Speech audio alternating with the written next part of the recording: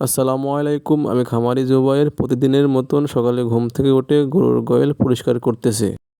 খামারের কাজ শুরু হয় পরিষ্কার পরিচ্ছন্নতা দিয়ে, কারণ পরিষ্কার গোয়াল মানে সুস্থ গরু। সেই জন্য আমি সকালে ঘুম থেকে উঠে গরুর গোয়াল ভালো মতন পরিষ্কার করে দিচ্ছি যেন গরু সুস্থ থাকে। গরুর যত্ন নেওয়াটা খুবই গুরুত্বপূর্ণ। ভালো খাবার, পরিষ্কার পরিবেশ থাকলে গরু সবসময় সুস্থ থাকে। খামারের জীবন কষ্টের হলেও এটা অনেক শান্তি আছে এখানে কাজ করে। আমার বড় গরুটা 9 মাসের প্রেগনেন্ট। সবাই দোয়া করবেন যেন সুস্থ সুন্দরভাবে একটা ভালো বাছুর হয়। নিজের খামারের কাজের ভিতরে যে পরিমাণে শান্তি আছে এটা আপনি কোথাও পাবেন না।